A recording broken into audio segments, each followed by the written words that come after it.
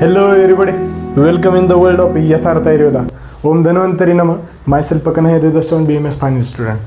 तर मागच्या व्हिडिओमध्ये आपण कन्सेप्ट्स ऑफ पाकतंत्र याचे आयुर्वेदिक पार्ट्स बघितले. आता या व्हिडिओमध्ये आपल्याला मॉडर्न पार्ट्स बघायचे आहेत. आता त्याच्यामध्ये मॉडर्न पार्ट्समध्ये पॉयझन्स, त्यांचे सोर्सेस, त्यांचे क्लासिफिकेशन, मोड ऑफ ॲक्शन आणि त्यांचे कशा पद्धतीने आपल्याला डिफरन्स बिटवीन पॉयझन, वेनम आणि टॉक्झिन यांचे सर्व मस्ट नो पॉईंट बघायचे ते आपण बघूया मित्रांनो. तर त्याच्यामधलं सर्वप्रथम मस्ट नो पॉईंट आहे ते म्हणजे पॉयझन आणि डिफरन्स बिटवीन पॉयझन, वेनम आणि टॉक्झिन. तर ते बघूया.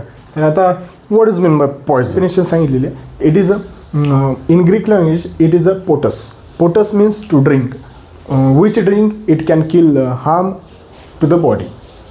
म्हणजे ग्रीक लँग्वेजमध्ये पासून हे डिराईव्ह झालेले शब्द त्याला पोटस असे म्हणतात. आता पोटस म्हणजे टू ड्रिंक, असे ड्रिंक जे की समजा किल किंवा हार्म करू शकते ते म्हणजे बॉडीला.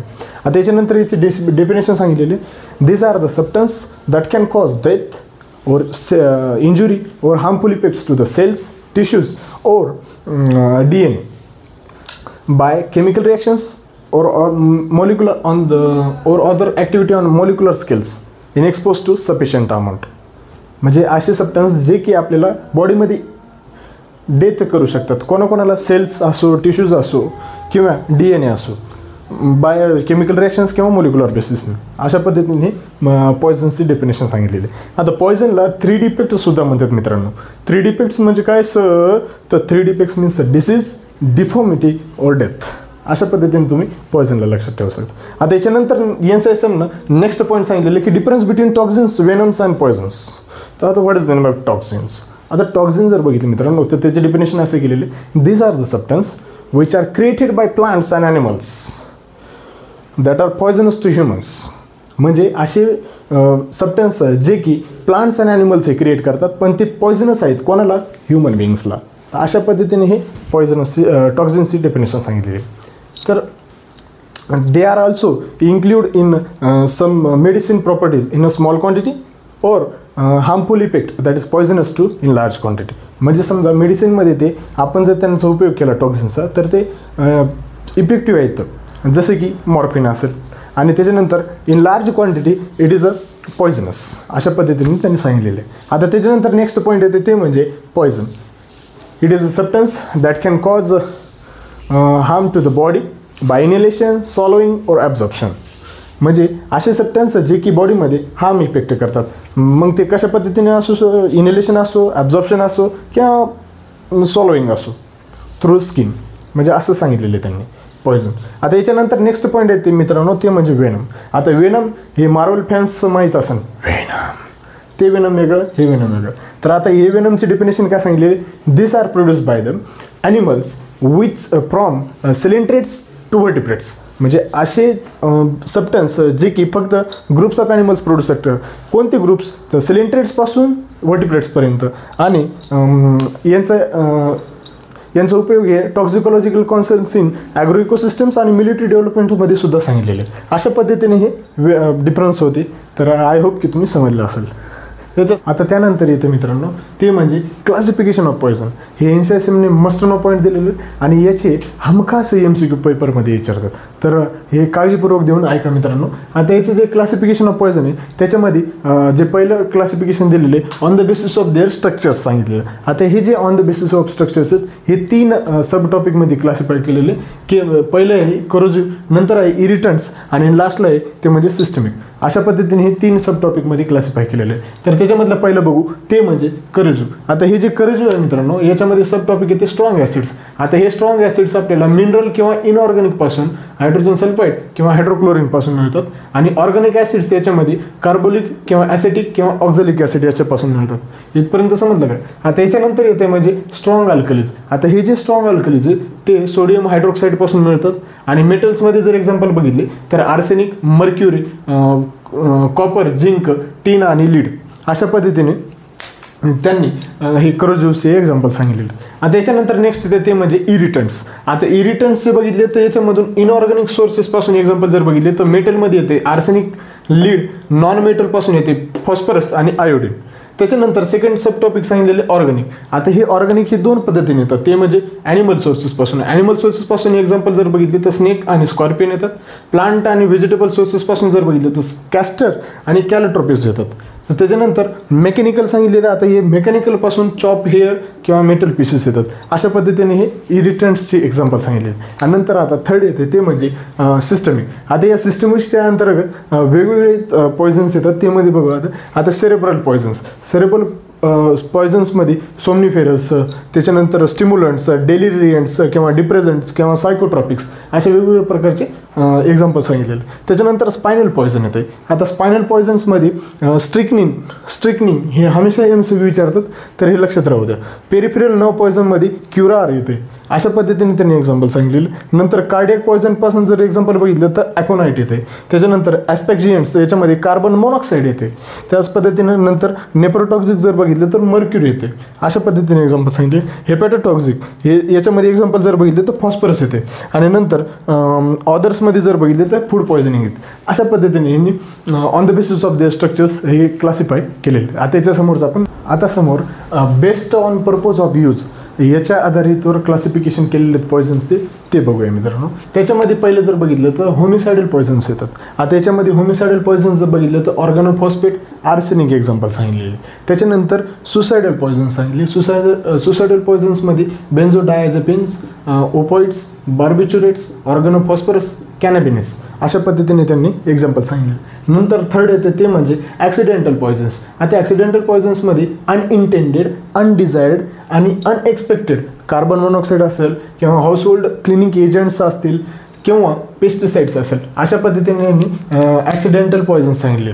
नंतर येते नेक्स्ट एक्झाम्पल सांगितलेले ॲबॉर्टिफिशियंट पॉयझन्स म्हणजे यूज फॉर ॲबॉर्शन्स. आता ॲबॉर्शन्ससाठी कॅलोट्रॉपिस, एरुगॉट, प्लमेंगो अशा पद्धतीने एक्झाम्पल सांगितलेले. नंतर नेक्स्ट येतात ते म्हणजे स्टुपिफाईंग पॉयझन्स. स्टुपिफाईंग पॉयझन्समध्ये जर बघितले तर मित्रांनो त्यांनी धतुरा, कॅनॅबिनिस आणि क्लोरल सांगितलेले. नंतर नेक्स्ट त्यांनी पॉयझन सांगितलेलं की कॅटल पॉयझन्स. आता गुरे ढोरे समजा कोणत्या पॉयझन्स न मरतात तर ॲब्रस, कॅलोट्रोपिस, प्लमेगो अशा पद्धतीने त्यांनी एक्झाम्पल सांगितलेलं. नंतर नेक्स्ट क्लासिफिकेशन सांगितलेलं ॲरो पॉयझन्स. आता हे ॲरो पॉयझन्स हे स्ट्रायक्नोज टॉक्झिफेरा किंवा नेरियम किंवा सियाडोटेन्शिया टॉक्झिफेरेट अशा पद्धतीने त्यांनी एक्झाम्पल सांगितलेलं. नंतर जे 8th येते ते म्हणजे यूज टू फॅब्रिकेट इंजुरी. नंतर 9th सांगितलेलं त्यांनी यूज टू कॉज इंजुरी. आणि नंतर यूज फॉर टॉर्चर. अशा पद्धतीने हे based on purpose of Poisson's of use असं सांगितलेले. आता नंतर लास्टचं क्लासिफिकेशन नाही ते म्हणजे based on sources of Poisson's म्हणजे कोणत्या सोर्सेसपासून आपण पॉयझन्स मिळू शकतो. तर त्याच्यामध्ये फर्स्ट सांगितलेलं आहे की डोमेस्टिक और हाऊस होल्ड पॉयझन्स.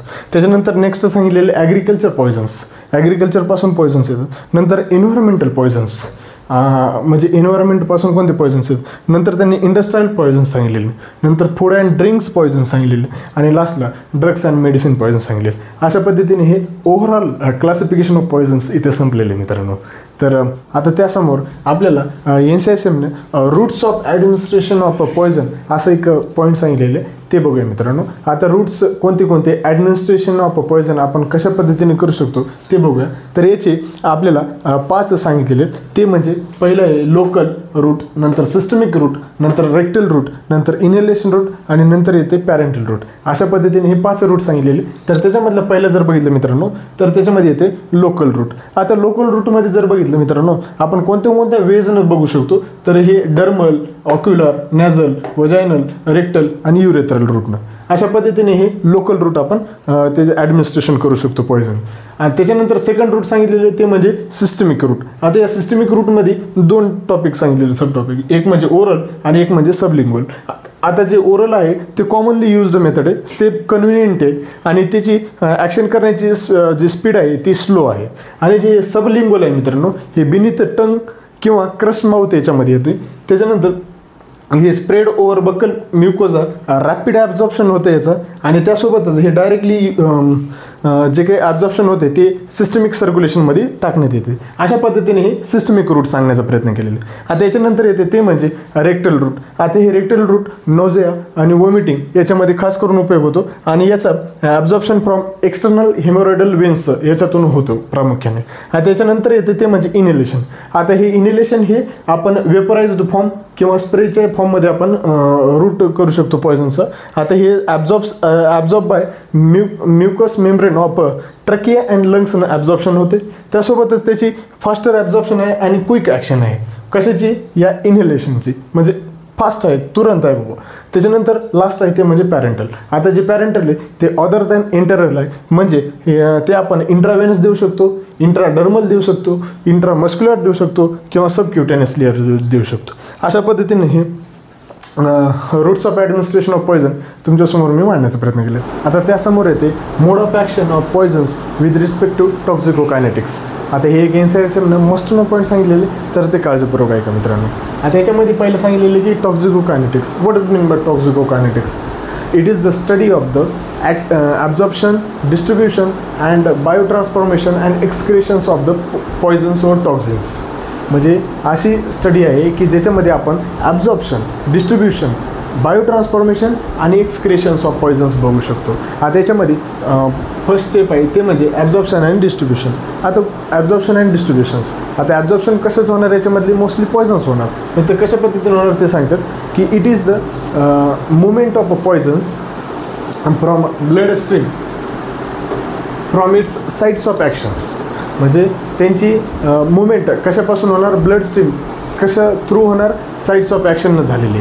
तर तशा पद्धतीने त्यांनी ॲब्झॉर्प्शन सांगितले. याच्यानंतरची स्टेप असते ती म्हणजे distribution. It is followed by distribution that is from a blood stream to tissue levels. म्हणजे ते followed by distribution that is movement of molecules from poison कशापासून? ब्लडपासून ते टिश्यूजपर्यंत. अशा पद्धतीने ॲब्झॉर्प्शन आणि डिस्ट्रीब्युशन सांगण्याचा प्रयत्न केला. त्याच्यानंतर सेकंड स्टेप असते त्याच्यामध्ये ते म्हणजे बायोट्रान्सफॉर्मेशन्स. आता what is mean by biotransformation?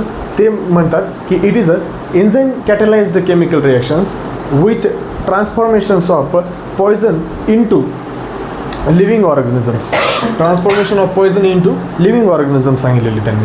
म्हणजे त्यांचं अशी chemical reaction, enzyme catalysed reaction जी की ट्रान्सफॉर्म करते कशाला? पॉयझनला. कशामध्ये? लिव्हिंग ऑर्गॅनिझम्समध्ये. आणि it is a metabolised form आहे, लेस लिपिड सॉल्युबल आहे, and it can not be reabsorb by the renal tubules and thus it excreted. म्हणजे ते लेस लिपिड असल्यामुळे ते रिनल ट्युब्युलनं रिॲब्झॉर्ब होत नाही आणि त्याच्यामुळे त्याला एक्सक्रीट करावं लागते. अशा पद्धतीने त्यांनी बायोट्रान्सफॉर्मेशन सांगितले. आता त्याच्यानंतर थर्ड स्टेप असते ती म्हणजे मोड ऑफ ॲक्शन. आता हे मोड ऑफ ॲक्शन जर बघितलं मित्रांनो, त्याच्यामध्ये पहिले येते लोकल ॲक्शन. आता लोकल ॲक्शन म्हणजे action act on application side. म्हणजे आता हे ॲक्ट ऑन कसे राहणार? ॲप्लिकेशन राहणार. तर आपण जर समजा एक्झाम्पल घेतलं याच्यामध्ये कॉन्सन्ट्रेशन सल्फ्युरिक ॲसिड, आणि ते जर समजा त्याची जर रिॲक्शन बघितली तर त्याची रिॲक्शन आपल्याला स्किनवर भेटणार. अशा पद्धतीने त्यांनी लोकल ॲक्शन सांगितलेली. आता याच्यानंतर नेक्स्ट येते ते म्हणजे सिस्टमिक ॲक्शन. आता इट ॲक्ट्स ऑन सिस्टमिक. आता हे सिस्टमिकवर ॲक्ट होणार. आता याच्यामध्ये जर एक्झाम्पल बघितलं तर याच्यामध्ये ॲकोनाईट घेतलं आहे. आता ॲकोनाईट हे हार्टवर रिॲक्ट करणार आणि हार्टवर ते ॲक्शन करणार आणि त्याच्यामुळं कार्डियाक टॉक्झिसिटी लेवल होणार आणि त्याच्यामुळं डेथ होणार. अशा पद्धतीने त्यांनी सिस्टमिक ॲक्शन सांगितलेले. त्याच्यानंतर थर्ड येते ते म्हणजे कंबाईंड ॲक्शन. आता याच्या नावातच आहे सर याच्यामध्ये की combined it act on locally as well as systemic reactions. तर त्याच्यामध्ये कार्बोलिक ॲसिड एक्झाम्पल घेतलेले. आता जे कार्बोलिक ॲसिड आहे ते लोकली ॲक्ट होणार कोरोजिव्ह आणि सिस्टमिक हे ॲक्ट होणार इंजेस्टेड जर केलं तर ते सिस्टमिक ॲक्ट होणार. अशा पद्धतीने त्यांनी कंबाईंड ॲक्शन सांगितले. आणि the final step that is the elimination or excretions of the poisons. आता हे एलिमिनेशन एक तर अनचेंज फॉर्म असतात किंवा वॉटर सोल्युबल फॉर्म्स असतात. आता याचे पण दोन फॉर्म सांगितलेले ते म्हणजे एक मेजर रूट एलिमिनेशन सांगितलेले आणि एक मायनर रूट एलिमिनेशन सांगितले. आता तुम्हाला पण माहिती आहे मेजर रूट एलिमिनेशन कशानं होणार की फर्स्ट आहे युरिन, नंतर फेसेस, नंतर एक्सेल एअर, नंतर बाईल येणार. आणि नंतर मायनर एलिमिनेशन रूट जर बघितले तर त्याच्यामध्ये सलाइवा, स्वेट, मिल्क, हेअर आणि स्किन असणार. अशा पद्धतीने मोड ऑफ ॲक्शन सांगण्याचा प्रयत्न केलेला आहे. त्यासमोर लास्ट इन्सेशन पॉईंट सांगितलेले ते म्हणजे factors मॉडिफाईंग action of a poison. Factors असे फॅक्टर्स जे की समजा पॉयझनचे ॲक्शन स्पीड वाढवतील, तर तसे वेगवेगळे फॅक्टर्स सांगितलेले तुमच्यासमोर, तर ते बघूया मित्रांनो. तर त्याच्यामधला पहिला जर फॅक्टर बघितलं तर रूट ऑफ ॲडमिनिस्ट्रेशन. आता रूट ऑफ ॲडमिनिस्ट्रेशन आपण क्लासिफिकेशनमध्ये बघितली मित्रांनो, आणि त्याच्यामध्ये त्यांनी गॅसियस मोड जे आहे ते सगळ्यात जास्त फास्टेस्ट सांगितलेले. Gaseous mode is fastest. त्याच्यानंतर पॅरेंटल रूट हे मोर रॅपिड करते जे दॅन ओरल रूटनं. आणि त्याच्यानंतर सबलिंग्वल, इंट्रावेनस, त्याच्यानंतर इंट्रामस्क्युलर हे जे इंट्रावेनस आहेत ते रॅपिड ॲब्झॉर्प्शन करतात. या सर्व गोष्टी या रूट ॲडमिनिस्ट्रेशनमध्ये येतात. आता याच्यानंतर नेक्स्ट जर बघितलं मित्रांनो तर एज म्हणले. आता तुम्हाला माहिती आहे एज म्हणलं तर चिल्ड्रन आणि ओल्ड एजवाले त्यांना जास्टली अफेक्ट करणार रॅदर दॅन यंग वन्स. अशा पद्धतीने हे एजेसबद्दल सांगितलेलं. याच्यानंतर नेक्स्ट येते इडिओसिन्क्रेसी. आता what is mean by idiosyncrasy? इडिओसिन्क्रेसीमध्ये अनडिझायरेबल, अनकंट्रोल असतात. समजा स्मॉल डोस जर समजा दिलं किंवा इनॉक्युअस डोस जर दिला तर त्याच्यामध्ये substance result in severe toxicity होते, जसं की आपण हायपरसेन्सिटिव्हिटी ॲलर्जी केसेसमध्ये बघतो. तर तशा पद्धतीने हे इडिओसिन्क्रेसीस सांगण्याचा उद्देश केलेले आहे. आता याच्यानंतर नेक्स्ट येते ते म्हणजे डोस. आता dose is directly proportional to the poison. म्हणजे त्यांनी जर सांगितले मोर डोस जर दिला तर मोर अफेक्ट होणार, म्हणजे more dose produce more rapid and intense poisoning. अशा पद्धतीने त्यांनी डोसबद्दल सांगितले. आता त्याच्यानंतर नेक्स्ट येते ते म्हणजे कॉन्सन्ट्रेशन ऑफ पॉयझन. आता कॉन्सन्ट्रेशन म्हणलं तर तुम्हाला माहिती आहे हायर टू लो, पण आता it is the directly proportional to higher concentration to produce more fatality. म्हणजे पॉयझन हे आपण हायर कॉन्सन्ट्रेशन जर दिलं तर ते डायरेक्टली प्रोपोर्शनल आहेत. हे कशामध्ये सांगण्याचा प्रयत्न केलेले ते म्हणजे कॉन्सन्ट्रेशन ऑफ पॉयझनमध्ये. आता त्याच्यानंतर नेक्स्ट येते ते म्हणजे केमिकल स्टेट ऑफ पॉयझन. आता केमिकल स्टेटमध्ये पॉयझन कसं समजा रॅपिड आपण हे करू शकतो, तर त्याच्यामध्ये त्यांनी उदाहरण दिलेले. समजा प्युअर मेटॅलिक आर्सेनिक घेतलं आणि मर्क्युरी जर घेतलं तर ते अफेक्टेड नसतात, बट व्हाईट आर्सेनिक जर आपण घेतलं तर ते मोर टॉक्सिक म्हणजे पॉयझनस असते असं त्यांनी सांगितलेलं. त्याच्यानंतर फिजिकल स्टेट. आता फिजिकल स्टेट ऑफ पॉयझन येते. आता या फिजिकल स्टेटमध्ये गॅसियस जे सबस्टन्स असतात ते मोर व्हॉलटाईल असतात आणि मोस्टली फास्ट ॲक्शन असतात आणि रॅपिड म्हणजे ॲब्झॉर्प्शन असते आणि फास्ट ॲक्शन असते. अशा पद्धतीने त्यांनी फिजिकल स्टेट ऑफ पॉयझन सांगितले. नंतर आठवा सांगितलेले एरिया ऑफ ॲप्लिकेशन. आता ते पण it is the directly proportional to more area more dose more effect. अशा पद्धतीने त्यांनी सांगायचा प्रयत्न केलेला. आणि लास्टला आहे टॉलरन्स लेवल. आता टॉलरन्स लेवल ही पण सुद्धा इट इज द फिमेलमध्ये जर बघितलं तर मोस्टली फिमेल अफेक्टेड होतात रादर दॅन मेल कॅन्डिडेट. आणि नंतर समजा एखाद्याला जर समजा हेल्दी पर्सन असेल आणि एखादं सिक पर्सन असेल तर त्याच्यापैकी हेल्दी पर्सन हे अफेक्ट होत नाही लवकर, सिक पर्सन हे लवकर अफेक्ट होऊन जातं. तसंच डिसीज रेजिस्टन्स जर समजा एखादा असेल तर ते लवकर अफेक्ट होणार आणि जे डिसीज फ्री आहेत ते लवकर अफेक्ट होणार नाहीत. अशा पद्धतीनं या सर्व जे फॅक्टर्स होते ते आपण बघितले मित्रांनो. इथपर्यंत समजलं का? आणि अशा पद्धतीने हे इथं सर्व तुमचे जे मॉडर्न पार्ट्स होते पॉयझनमधलं ते संपलेलं आहे. आणि आता हे पॉयझन आणि अँटीबॉडीचं रिलेशन थोडक्यात सांगतो. ते म्हणजे कसं, आता तुम्हाला माहिती आहे जसं कपलमध्ये आपण सपोज करू की मेल हे पॉयझन असते आणि फिमेल हे अँटीबॉडी असते. आता फिमेलला माहीत असते की मेलला हँडल कसं करायचं. आता ऑब्वियसली सगळ्याच फिमेलला माहिती आहे की हँडल कसं करायचं मेलला, आणि त्याच्यामुळं मेलला हे गप शांत राहावं लागतं, ती गोष्ट वेगळी म्हणा. तर तसंच पॉयझनला समजा आपल्याला कमी करायचं असेल तर त्याला अँटीबॉडी द्यावं लागते. आता तसंच आपल्या घरामध्ये जर उदाहरण बघितलं मित्रांनो तर आपल्या प्रत्येक घरामध्ये एक लेडी डॉन असते आणि त्याचे पप्पा पण त्यानं भीत राहतात. आता मग ती लेडी डॉन कोण असते तर ती म्हणजे आई असते. तर तशाच पद्धतीने हे आपल्याला जे पॉयझन जर झालं शरीरामध्ये तर ते कमी करण्यासाठी आपल्याला अँटीबॉडीचा डोस लेवल वाढवावा लागतो आणि ती अँटीबॉडी दिली मग पॉयझन हळूहळू शरीरातून उतरणं होणं.